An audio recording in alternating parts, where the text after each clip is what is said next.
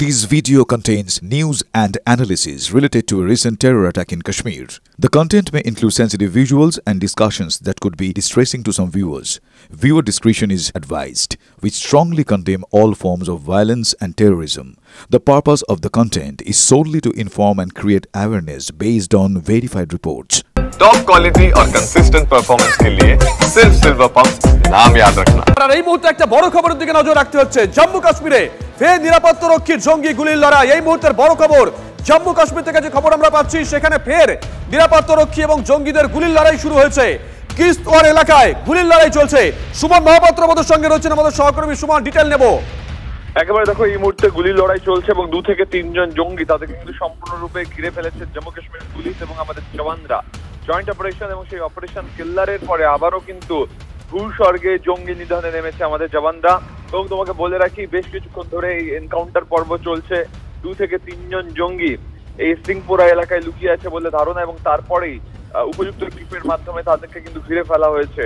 এবং আমাদের জওয়ানরা তারা কিন্তু জম্মু কাশ্মীর পুলিশের সাথে হাত মিলিয়ে এই জঙ্গিদের সঙ্গে গুলির লড়াইয়ে রয়েছে।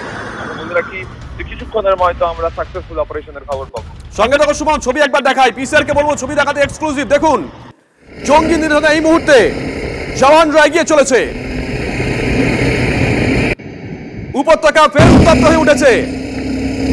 নিরাপত্তারক্ষীদের সঙ্গে জঙ্গিদের গুলির লড়াই, ছবিটা একবার দেখুন। নিরাপত্তারক্ষীরা একেবারে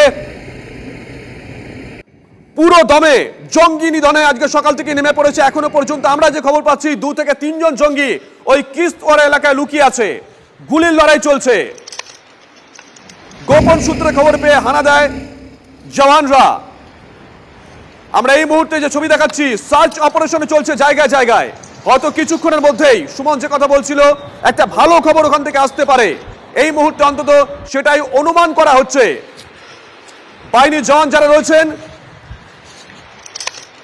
তাদের সার্চ অপারেশন জারি আছে জায়গায় জায়গায়। ছবিটা একবার দেখুন, যে ছবি পিসিআর দেখাচ্ছিল আপনাদেরকে।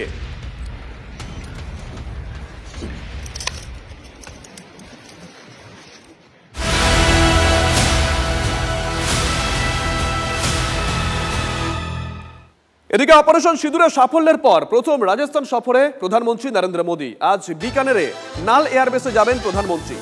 নাল এয়ারবেস পাক সীমান্ত থেকে মাত্র 150 কিলোমিটার দূরে।